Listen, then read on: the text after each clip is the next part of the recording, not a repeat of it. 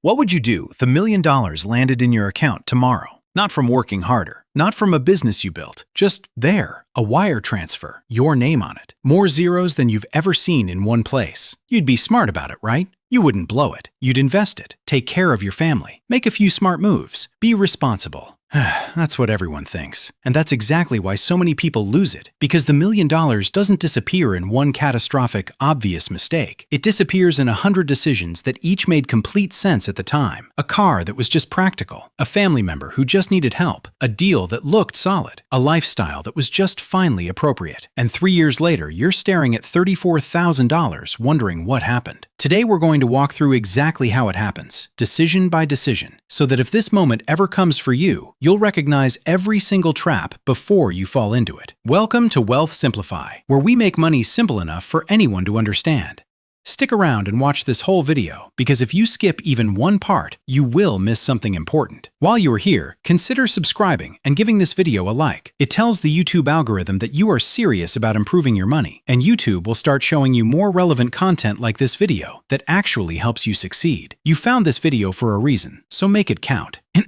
Meet Marcus. Marcus is 34, makes $61,000 a year managing inventory for a regional distributor, has $11,000 in savings, $29,000 in a 401k, and $18,700 in credit card debt. Ordinary life, modest finances, nothing dramatic. Then the call comes. A grandmother Marcus hadn't spoken to in 3 years, the estrangement quiet, never formally declared, has passed away, and she left Marcus $983,000 after taxes and fees. Not a typo, almost $1 million, sitting in a checking account on a Wednesday afternoon. Marcus checks the balance twice, then a third time. The zeros don't move. And here's what Marcus feels in that moment. Not excitement, disorientation, like walking into a room where all the furniture has been moved 2 inches. Everything looks the same. Nothing feels right. That disorientation is important. Remember it, because it's the first warning sign, and Marcus ignores it. Mistake 1. The practical purchase. Marcus reads online that you should wait 60 days before making any major financial decisions after a windfall. Good advice. Correct advice. Marcus holds for 19 days. Then comes the car. A Mercedes GLC 300. Pre-owned. 14 months old. 9,400 miles. $54,200 after negotiating the sticker down from $58,900. Marcus actually feels disciplined about this. Negotiated it down. Saved $4,700. Responsible. The justification is airtight. The old car was unreliable. This is a safety issue. It's practical. Here's the thing about the practical purchase. It's never just the car. It's what the car represents. The first time the money becomes real permission. The first time Marcus thinks, I can afford this now, as if can afford and should buy are the same sentence. They are not. The balance drops from $983,000 to $929,000. Marcus doesn't write this down, doesn't track it. That's the real mistake, not the car. The absence of a ledger. When you come into a large sum of money, the first thing you need is not an investment. It's a scoreboard, something that tracks every outflow, every commitment, every decision. Because the $1 million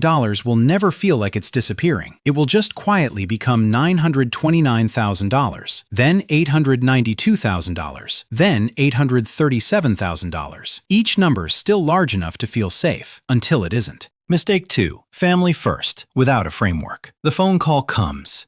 It always comes. From an aunt. She needs $22,000. Not a gift, she says. A loan. Marcus has never once seen this woman repay a loan to anyone. Marcus knows this. Marcus writes the check anyway. Then the brother calls. $15,000 to settle a judgment from a business that no longer exists. Wired. No paperwork. No repayment timeline. $37,000 out the door. And Marcus feels good about it. For about 6 days. Here's the trap. These weren't bad impulses. Helping your aunt avoid foreclosure, that's love. Keeping your brother out of legal trouble, that's loyalty. These are genuinely human, genuinely decent things to do. But here's what nobody tells you. Love and generosity still need structure. The wealthiest families in the world give to their relatives, but they do it through frameworks, written agreements, clear amounts, defined expectations. Not because they're cold, because structure is what makes generosity sustainable. Giving $37,000 with no paperwork isn't love. It's a transfer you'll never see again that will quietly create an expectation for the next transfer, and the next one one after that. Before you give money to relatives, ask yourself one question. Would I give this same amount to a stranger I believed in? If yes, give it. Set the terms. Write them down. If no, then what you're responding to isn't the merit of the request. It's the emotional pressure of the relationship. That's not generosity. That's a boundary problem wearing generosity's clothes. Mistake 3. Lifestyle creep has no single moment. The apartment lease is up. Marcus has been in a one-bedroom for $1,100 a month for 4 years. A colleague mentions a nicer complex. 2 bedrooms, in-unit laundry, quartz countertops, $2,650 a month. Marcus signs the lease, then buys furniture to match the space. $14,800 at a place that calls itself a design studio. Then starts picking up dinner checks, booking the better hotel on group trips, covering the Airbnb that somehow never gets split. None of these moments feel like a decision. They feel like adjustments, like finally living at the level that was always appropriate. Within 14 months, Marcus is spending $6,000 to $8,000 a month on a life that used to cost $2,200. That gap, $4,000 to $6,000 extra every single month, is $48,000 to $72,000 a year, leaving Marcus's account silently. No alarm, no notification, no single purchase to point to. This is lifestyle creep, and it is the quietest destroyer of wealth that exists. Here's the rule. Your baseline cost of living is the most dangerous number in your financial life, because once it rises, it almost never falls voluntarily. You will absorb the loss everywhere else before you give up the apartment with the quartz countertops. Raise your baseline slowly, and only raise it with income, not capital. Mistake 4. Investing without due diligence is just donating. A college friend resurfaces after 4 years of silence. He's building an app, needs $40,000 to bridge to his Series A. The pitch deck is professional. The idea is reasonable. Marcus wires $40,000. The Series A never closes. The money is gone. Then comes the storage facility. A contact from a dinner through someone who knows someone. $120,000 for a 20% equity stake in a self-storage facility projecting 14% cash-on-cash returns. Marcus wires the money without independently verifying the occupancy numbers, without hiring an attorney to review the operating agreement. By month 9, distributions have stopped. By month 12, the facility files for receivership. Marcus gets a letter estimating a recovery of 11 to 18 cents on the dollar. 2 investments, $160,000 gone. Here is the brutal, simple truth. An investment you make without independent verification, legal documentation, and a clear understanding of how you get your money out is not an investment. It is a donation to someone else's idea. Before you write any check over $10,000 for a business opportunity, you need 3 things. A qualified attorney reviewing the documents, independent verification of the numbers you're being shown, and a written answer to the question, under what specific conditions do I get my money back? If any of those 3 things are missing, the deal is not ready. And if the person offering it tells you there's no time for that kind of due diligence, that's your answer. Mistake 5. Finding the right advisor at the wrong time. Month 16.